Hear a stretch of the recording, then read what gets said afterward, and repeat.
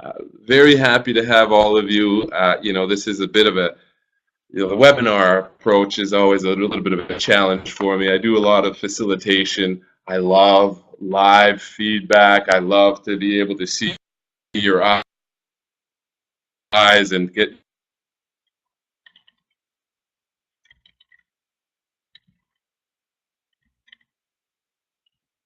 your nonverbal and responses, the chat function. And we tagged this one as maximizing the ROI of learning and development initiatives. And the question that we paused and added in here is learning transfer even still relevant? And this is a heavy, impactful title, a provocative title, meant just to generate a few insights, meant to generate a few reactions, and also meant to keep you till the end, because that's when we will be discussing or actually highlighting why we added that section to the title here. So what we will be reviewing today through the session is essentially two of my favorite talks, conferences from the ATD session or conference in Colorado. And then towards the end, I will attempt to summarize some of those learnings and propose a bit of a model criteria to look at in considering maximizing learning transfer. So that's our approach, and we'll try to make it as engaging as possible for you here today. So on the first slide here, what we have as a foundational element, many of you, if you are in the learning and development profession, may be familiar with Donald Kirkpatrick's 4 levels of training effectiveness. I would argue that this is probably, and I'm sure there are other models out there, of course there are, but this one was probably one of the most impactful, theoretical models or approaches on how to look at training effectiveness. And Mr. Kirkpatrick defined training effectiveness at 4 levels. The basic level, the first level, would be learners or participants' satisfaction with the learning and development initiative. Let's take, for example, a workshop, because it's a very common, very tangible learning and development initiative. So that's the traditional, at the end of the session, the smiley face approach. Did you like it? Are you happy? Were the attendees and participants happy? Do they feel good about attending the session and what was discussed? So that's the most basic, the most fundamental level, but also one of the most essential, because as you understand, it may drive behavioral learning and then behavioral application. The second level in Kirkpatrick's model is learning. Did the participants learn something new? Did they acquire new knowledge? And are they able to retain that knowledge? And so learning could be argued that it's learning and retention, and that's level 2. And I'm using broad terms here: satisfaction, learning, transfer, business outcomes. They may be said or coined differently, but for the purposes of simplification here, we thought we would use these terms. So learning is how much did I retain? Or how much did I learn? What new information, new knowledge, new insights did I acquire?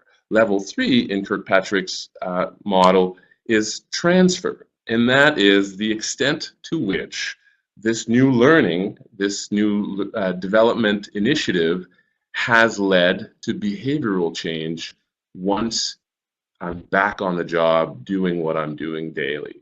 So in other words, they call it transfer because it's from the learning setting to the working environment, and how much does that lead to actual behavioral change? And level 4 is the assumption that change in behaviors leads to changes and improvements, let's hope, in business outcomes. So that's Kirkpatrick's model, and I won't spend too much time on that because most of you are probably familiar with it. So one of the first sessions here that I wanted to talk about today and thought it to be relevant was Kirkpatrick actually, became a consulting firm, and they work in the learning and development realm of things. And the son of the founder of the Four Levels, Mr. Don Kirkpatrick, James Kirkpatrick, was doing a presentation at ATD. And of course, being from that world and having done, the academic background, or my academic background on learning and learning transfer, I was very interested in having the opportunity to meet a member of the Kirkpatrick family and hear what they had to say on the subject. So I summarized a few key elements from that presentation, and a few of the things that struck me in that was that Kirkpatrick, in his presentation at ATD, Mr. Jim or James Kirkpatrick, suggested that you want to start with level 4. In other words, the conversation around providing learning and development initiatives should be aimed at organizational and business outcomes. In other words, start talking about what are the elements about performance? What are the elements about individuals or learners' contributions that impact the strategic goals? But first, one must understand at level 4, what are the strategic goals? And concretely, it means, what do we, one of the questions I often use when I'm interrogating or speaking with people who are interested in creating learning and development programs and leadership development programs is, what does the end state look like? If you think about why you're doing this training and you think about, hey, this was a success, at the end of it, what are people doing that's different? And what does that mean in terms of how people relate to one another, how they behave with one another? Essentially, what are we trying to achieve here? And it seems very simplistic, what I'm bringing forward here. It could also be another type of question that's very useful is, what do we want to see people doing more of? And what would we like to see people doing less of? Right? And then asking why. Why do we want them to see? And it's really fundamental before you start developing a program that you understand what are the outcomes, business outcomes that we're trying to impact here? What behaviors need to change in order to drive these outcomes? And then let's start creating some content around it. And I say it sounds very simplistic, but as I mentioned or highlighted in a previous article that I wrote on the subject a year ago, it's too often that people start with, well, we want our people to, we need some development on working together as a team. What does that mean? Why is that necessary? What's ineffective about the team? Is that relevant to achieving your strategic goals or outcomes, and why? Those are the really key types of questions that one needs to be asking, because otherwise you are going to have learners who are potentially not so engaged. And walking into a learning and development initiative, workshop, e-learning, and other formats, co-development, peer-to-peer groups. And if they don't understand what we're trying to achieve, well, it shows. Because you ask them, and that's what they tell you. I don't know why I'm here. You ask them to self-rate, and they will rate themselves very high on the content and behaviors that you're trying to change. In other words, they don't see a need for them to develop. So start with the organizational goals. And another thing that I would add is make sure that your participants are aware of that need, are aware of the strategic goal. Another thing that was striking about Mr. Kirkpatrick's presentation, I found, was that he suggested that instructional design and instructional design specialists as a term is out. He says that it isolates the mindset or creates a mindset of isolation, of segregation from the actual business environment. And as an alternative, he suggested that we should look at becoming learning and performance professionals. So my first question to you here today is, do you agree with this title change or mindset change in philosophy? Would love to get your feedback. How does that ring to you? Can you type us your answers in that chat box?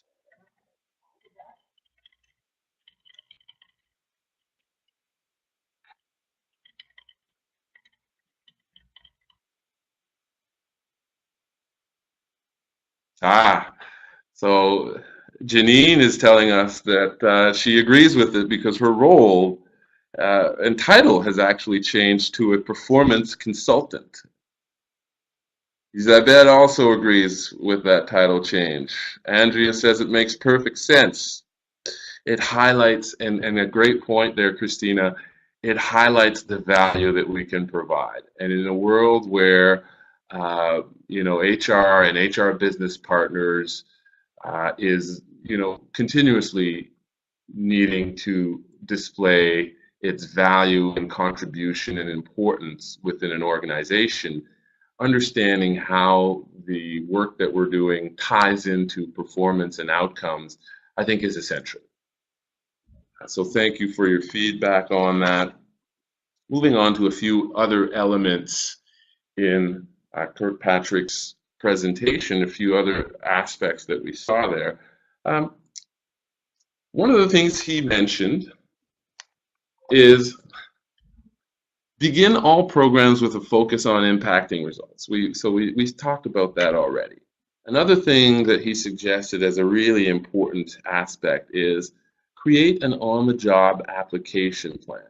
So not only should you have the mindset of understanding that what you're trying to do and develop in terms of a learning and development initiative is important and is tied to actually changing behavior on the job, but have a plan on how you're going to do that, how you're going to support transfer. And that's got to be thought of upfront. Another element that's not on this slide here that he mentioned was seek and identify your key stakeholders. In other words, if you're an HR person and a business manager came to you with a need, saying, hey, I'm thinking of this for my team, or I think we really need to help our team develop this aspect, be it feedback, be it technical knowledge, get them signed on. And Mr. Kirkpatrick referred to them as the bright lights. These are your advocates. These are your ambassadors within the organization who identified the need, and you need to see them as such. You need to make them ambassadors. One of the most important elements for people to get something out of a learning and development initiative, workshop or other, is they need to be motivated and understand the why, to speak to the Simon Sinek approach. You got to understand the why before you walk in there, and no one is better at highlighting the why than your bright lights, your ambassadors.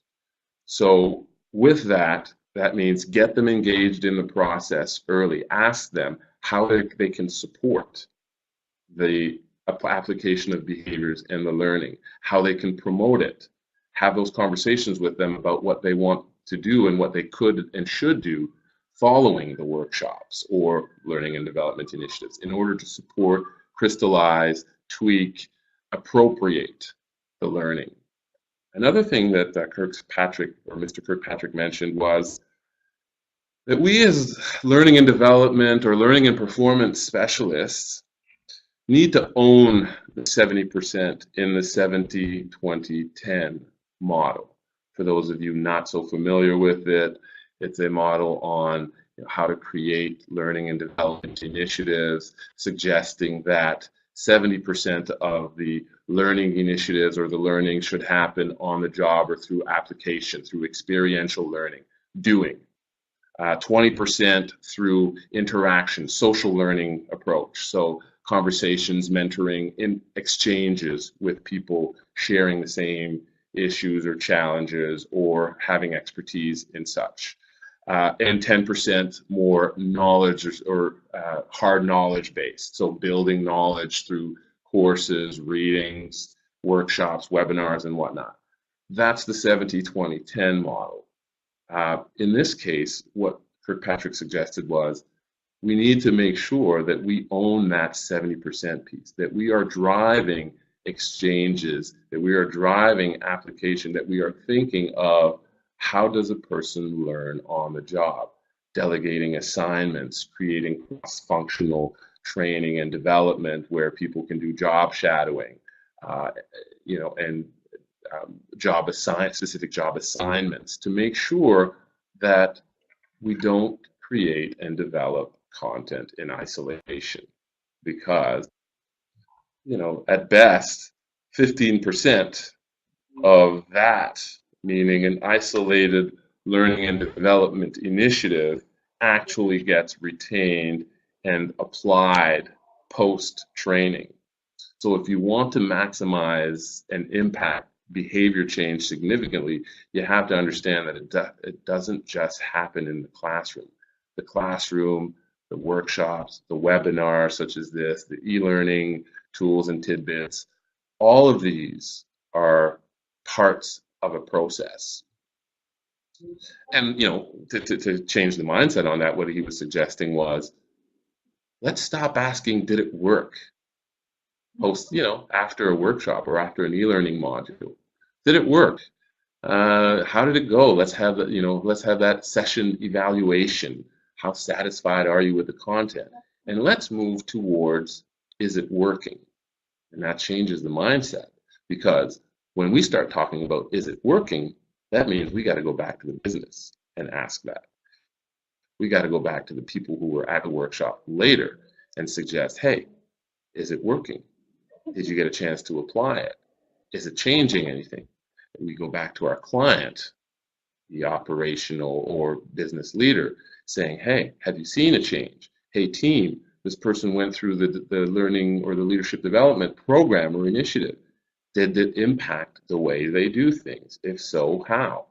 And that's where you also at the same time, it's great because you get a dual impact or double benefit perspective that helps you tweak, modify future learning and development initiatives. Without that feedback, that is it working, it becomes very difficult to improve, right? The next talk was in a similar mindset, since we're on the topic of crucial factors that help make transfer happen. That's really the purpose of our discussion here today. Laura van den Uden, and I'm sorry for butchering her name if she's online, it came up with a model essentially, and the model, which then was turned into a measure, was meant to help learning and development, learning and performance specialists diagnose the quality of their programs and to create a more all-encompassing, a broader view or a broader outlook on how learning needs to be looked at, how developmental initiatives need to be looked at. So in other words, she said she was using a rating scale where you could actually rate it yourself, and that's what she did during that conference or during that workshop. She was asking the participants, and you can do the same exercise here today. If you're looking at your own organization, the first question is the stakeholders, and the question is, are they involved in the transfer process of employees? Is it clear to all of them why this initiative is happening and how they can support it? Are they even aware of it? So if you take a learning and performance, a learning and development initiative that has been happening within your organization, and if you're in charge of it and you had to rate yourself or your organization on that aspect, say a scale of 1 to 5, where 3 is okay and 5 is the top of the scale, what score would you give yourself on that one? The second factor is content. Is the content relevant? Is it clear what behavior needs to be changed in the workflow? And at what moment? So she called them authenticity in the moments of change.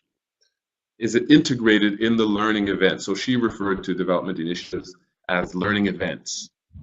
And what she was saying is it clear when you're doing the learning event, can the participant relate to how this applies to me on the job?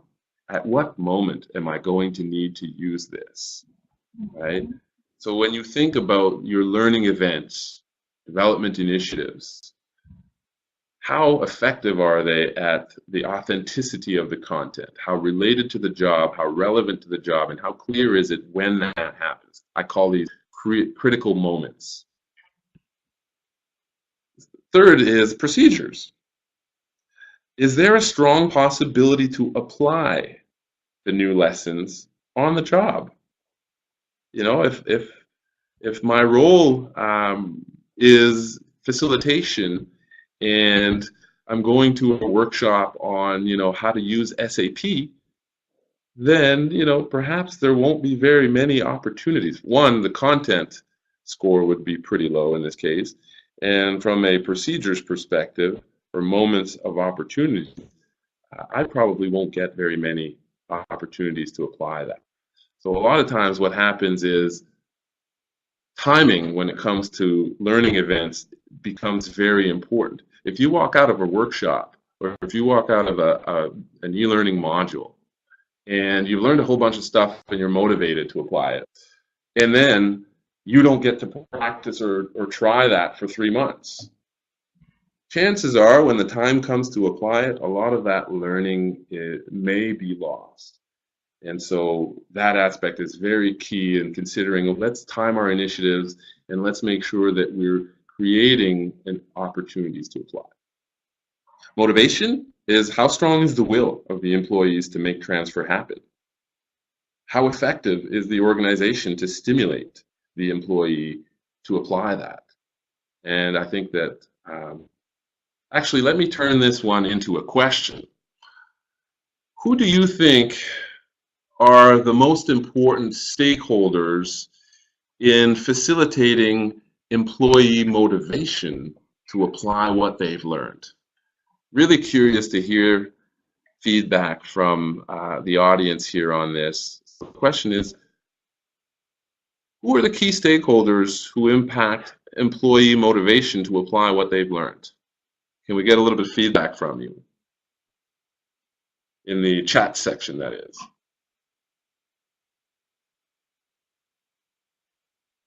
I see a few of you are typing already, and welcome, Ursula.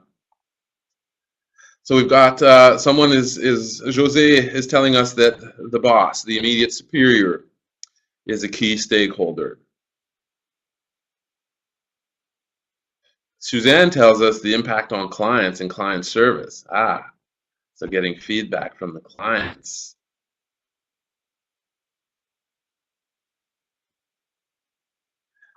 I see a few more people are typing in, so I'll give a few more seconds.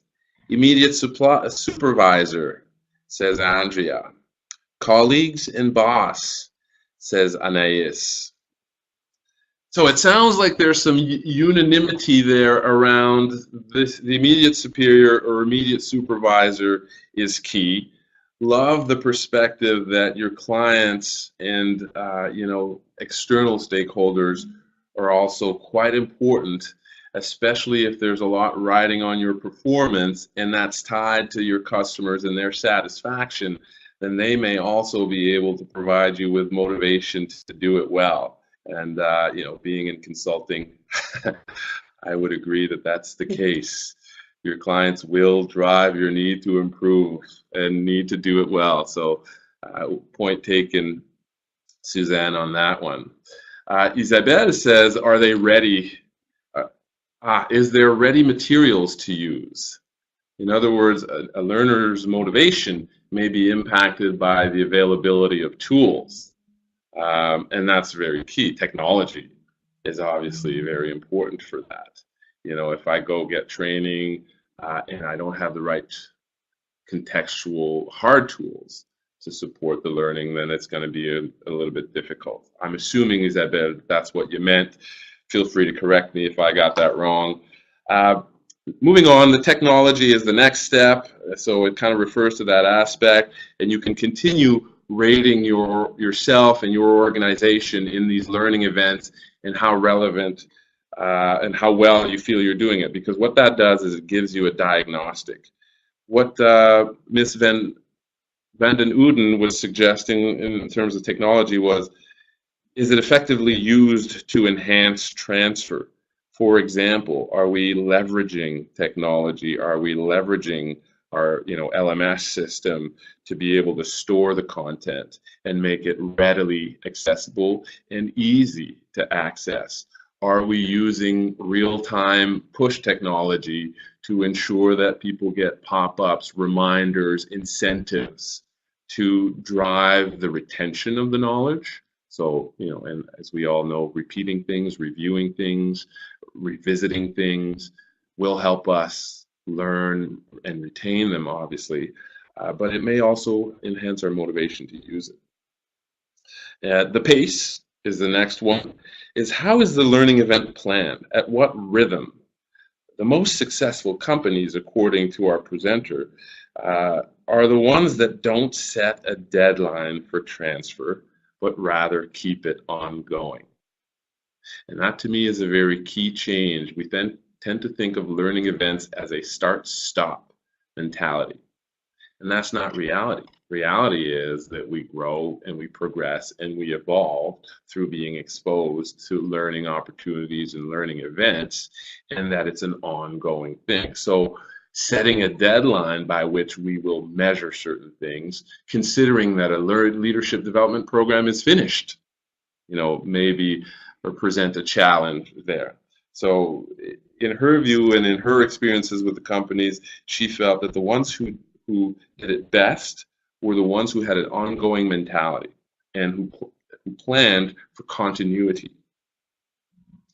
And then the social environment. So is the social environment of the employee well used to transfer or for transfer of the new behavior? So is there social reinforcement? If I change something about my leadership style, or about how I plan and organize, or how effective I am at using such and such software, or how great I present visual presentations. If I get better at this, is there social reinforcement for that? As opposed to what we sometimes see as being the island. I'm the only one who's gone through the training. I'm the only one who knows that, and there's very little interest from my peers around what I learned and how useful that can be. And so again, this to me talks about those, what the previous presenter Kirkpatrick was referring to as our bright lights, our curious people, our ambassadors of it, making sure that we identify it and that we promote post-learning event conversations, post-learning events discussions, in order to ensure that those behaviors are actually valued. And leaders, obviously, at all levels within the organization have a very impactful and important role to play on that. So this, and what I found interesting about these conversations is that they were evolutions of what we know about training effectiveness and in learning and development effectiveness, and the types of metrics that can be used. So what I've done is attempted to simplify Dr. Robert Hakoon's 1997 COMA model, and shout out to Mr. Hakoon if he's on, or other students of Mr. Hakoon. I was one of them. And worked on this model myself, and so it's been a very useful and impactful model. It's one that most people may know who are in that space as well. And I tried to put a little bit of a twist on it, simplification purposes. I refer to it as the BOMB model. Hope you like the acronym. And so called it BOMB for B for beliefs. And so if you're thinking about creating a learning event or creating a learning and development or learning and performance program, what we're suggesting is that you need to pay attention to, one, during the event, building a learner's perceptions of self-efficacy. So we call them beliefs because these are perceptions on the learner's part. So in other words, after they finish the learning event, once that is complete, do they feel confident about their ability to apply this? Do they feel that their level of proficiency with the targeted behaviors has improved?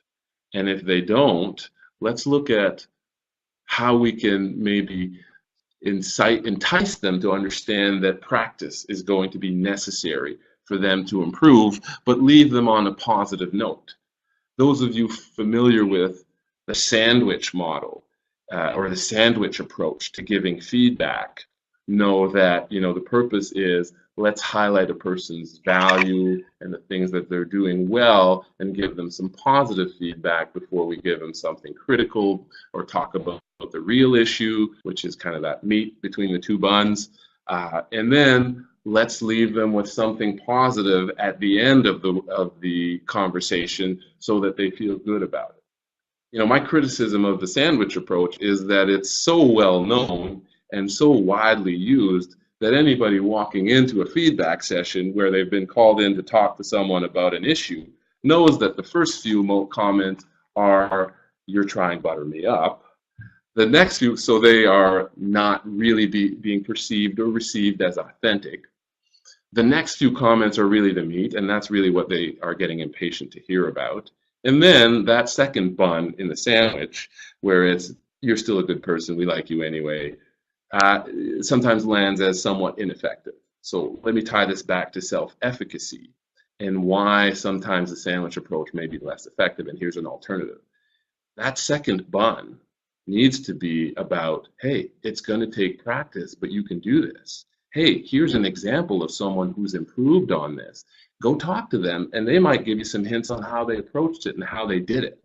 So in the learning event, you need to think about, are they going to leave feeling good about, I can apply this? And therefore, you need to build in within your learning event some mechanisms to help them anticipate what the obstacles are going to be, and then discuss and give them strategies on how to overcome those obstacles in order for them to be able to apply this and get better at this. So think of in terms of self-efficacy. Second, obviously, to increase motivation is this useful? You know, is this necessary for me? Why? And so engaging the learners early in the process of creating content or a learning event is really key, because you need to start from that need. You need to understand what they feel they need, because it's what they feel they need, and if you can massage that into what you feel they might benefit from and what the organization sees as their value for contribution and how they could improve, if you can create the need and make the why clear for them, then there's a much stronger chance that, one, they will be highly engaged and attentive during the learning event, and they will leave there, if they have better or good self-efficacy, feeling like, you know what, I got to do something about this, and this is going to be really helpful. And again, the social environment becomes really key at promoting that, understanding that. So a lot of the work in creating learning events happens before the actual design of the learning event. Opportunities is about moments to review, opportunities to practice the content. So in other words, it's kind of refers to the point that was made by the other presenters. It's, if I learn something and I never review it and I never get a chance to practice it, then chances are the learning is going to erode over time, degrade over time, and there'll be less and less of that I remember. But if I quickly, and I say quickly, I usually suggest in workshops, what can you do tomorrow? What are you going to do tonight? Are you going to talk about this with someone? You probably should. Can you set up some time next week to review the content of your book? Or the content of the, do a review of the module, or do a review of the notes from the conversation if it was a co-development or peer-to-peer coaching approach. creating safe moments of opportunity where a learner can put into practice this with mild consequences if you're not 100% proficient yet is really key. Then you need to think about what are the application opportunities. And for us, that's more about understanding and making sure that those are identified. In other words, your learning event, and that's what Ms. Van den Uden was suggesting, is the authenticity of the content. In your learning event, it should be clear to the learner, when does this get applied? When is this relevant? And if you want the right approach, ask them. Get them thinking around, okay, when could you approach this? And then once you've identified the key moments of opportunity, then you say, okay, what needs to change? So the next time this happens, so you need to learn to manage your, emotional reactivity or your stress management a little bit better. Okay, when is that necessary? And so, when these clients are giving me critical feedback, or when I've been working on something for a very long time and it becomes challenging, or somebody is challenging the validity of my content, or when I'm overloaded with work and I get, I look at my inbox and I've got too many emails in there and I get stressed and I just fire off a few responses. Those are moments of key opportunity. Then you get your learners to think about, what do I need to do different when that happens? So you identify the critical moment, you identify the change in behavior, and then guess what? You're going to need to practice, because it's not going to be natural. It's going to take a while. And then opportunities for discussion around improvement. Is it working? Right? That's the question where we shift from did it work to is it working? And if not, what do we need to tweak? What could we do differently so that it works better next time? And the last one in this BOM, or the M in the BOM model, is really about expected behavioral change, which refers, and as you can see, I'm repeating some of the content from the other sessions, applying my own medicine here and reviewing some of the content so that it makes sense for you and that it sticks for our audience here. And that's really about understanding what are the expected behavioral changes and then measuring them.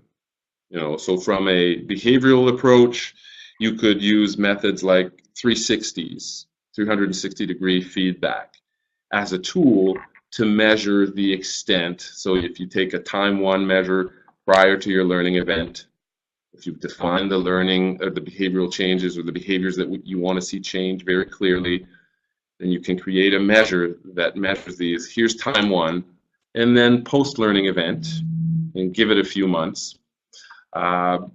And then see, has there been any behavioral change? And there's multiple derivatives of 360-degree evaluations. You can think of, self-evaluation. You can be looking at 180 degrees, which is, could be me and my boss, could be me and my direct reports, and all the derivatives of. Then there's probably multiple other methods out there to use as well.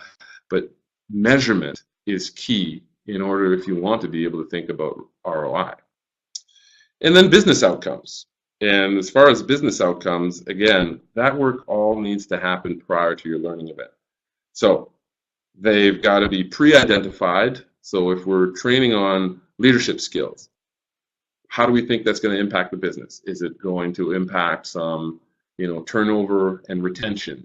Is it going to impact our, delivery? Is it going to impact our top line? For example, sales training. The classic sales training is, you want to see sales increases. Are there other benefits to the sales training? Well, if it's a comprehensive sales training, then maybe customer retention becomes a metric. Amount of customer complaints becomes a metric. These, ideally, in an ideal world, these should be identified up front so that you can, and they have to be available. The challenge that we have in validating, a lot of times the challenge that we have in validating the ROI and measuring the ROI is the availability of those metrics and relevance. They have to be relevant to the content. What outcomes do these behavior changes impact directly or most directly? So it's really key to think about that. So here's a question as we wind down, and I know that we've taken quite a bit of your time. I hope you're still engaged. Here's my question: agree or disagree? Let us know your thoughts. If training is effective, Improved business outcomes should be noticeable in a very short time frame. What are your thoughts on that? Do you agree or disagree on that? Let us know using the chat box under your viewing screen. Again, going to give a few. So Isabelle agrees with us.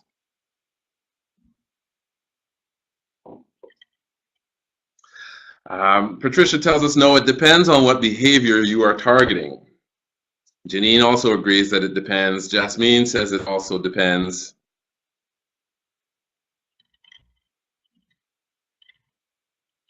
Got a few other people, so we'll just give it a second.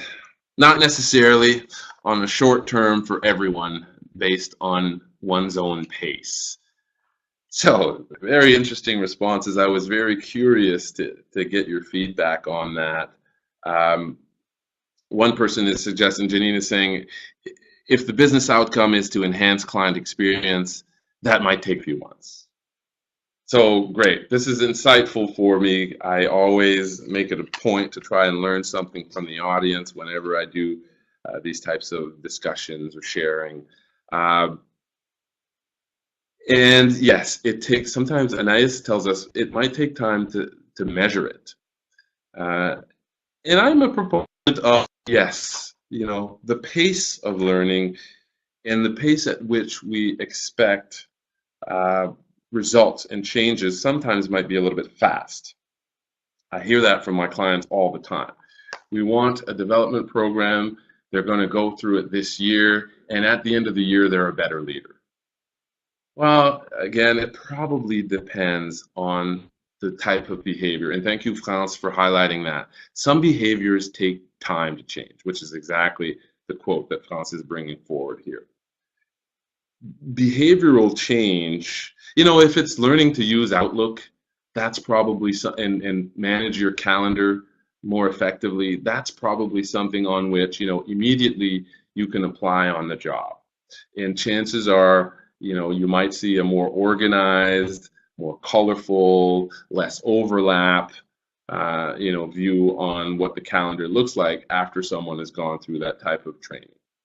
Other behaviors, however, like managing one's reaction to feedback, or developing one's resilience to stress, or developing one's agility in the face of change, these are things that are sometimes personality anchored and have a high personality component, and these might take a little bit more time. And so, you know, I think the expectation that a learning event starts and stops, and that at the end the person is more effective,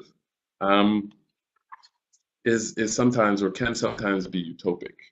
So question for you then, let's get a general, perhaps, you know, considering that some behaviors, and it depends on what the type of learning or targeted behaviors are, another question for you. What time frame should be expected for business outcomes to become more evident? What's your thoughts on that?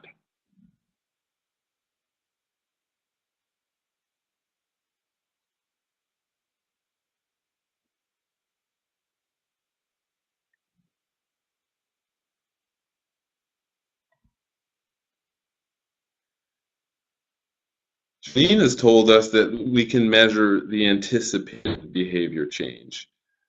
I'm curious, I'm not quite sure I fully understand, but I'm really curious to hear your thoughts on that, Janine. So maybe we can connect after the session. I'd love to learn, you know, what your perception is on this. Andrea tells us that 90 days is typically, you know, a good expected time frame to start seeing results. Anybody else have some input on that, or ideas around what's the typical expected behavior change or time for expected change on the business? I think 90 days from my perspective is probably the shortest type of time frame, and in some cases it depends on when your points of measurement happen. For example, if it's customer satisfaction, as someone mentioned, it can take a little time. If it's sales, where the sales cycle is long, that can also take a while to start seeing increased and improved sales results. So again, it probably varies, but I think the message that we wanted to send here is one needs to consider that it's continuous. Here's my closing slide or event. And for those of you that stuck with us here today, you get to understand why we actually even put that, is learning transfer even still relevant? This is more of a philosophical, big picture question here. But I argue that in a world where we're learning, today's learner is mobile. Today's learner learns, yes, in a workshop, but also learns, continuously, day to day. And I think it's access to information and our smartphones and our devices and technology has changed the way that we learn. We learn on the go. When I do workshops, I'm very conscious these days, or even when I'm consulting with clients, the learner can check and verify any content that I'm communicating, within 30 seconds. Punch it into Google, and there you have the answer. And a lot of times, if they ask me a question, that's where I'll refer them to. I'll say, hey, let's look it up. Right? So today's learner is mobile, and learning is continuous. The notion that it's start-stop is a bit utopic.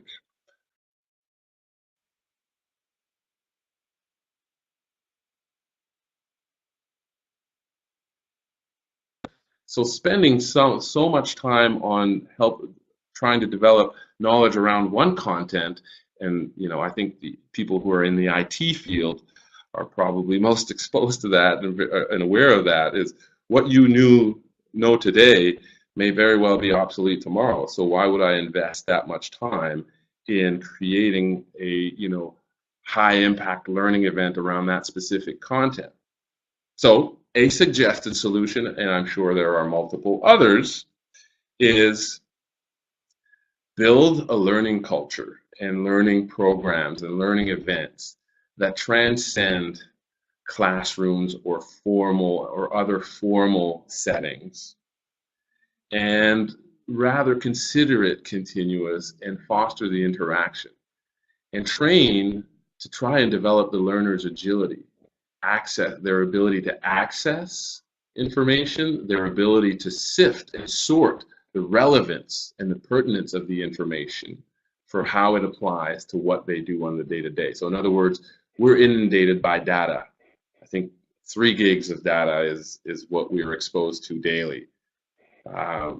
And such, the agility in sifting through, recognizing what's relevant and pertinent and how I can apply this in my work, probably becomes something that we need to consider in how we conceive our learning events. And maybe we need to be considering training for their learning agility at the same time, and providing them the tools that they need to be agile on the go. So without further ado, it's 1 o'clock. I think we hit the mark right on. I want to thank all of you for participating. As I mentioned in the beginning, I wish I could see and hear all of you. These are much more fun for me when I get a chance to have more discussion.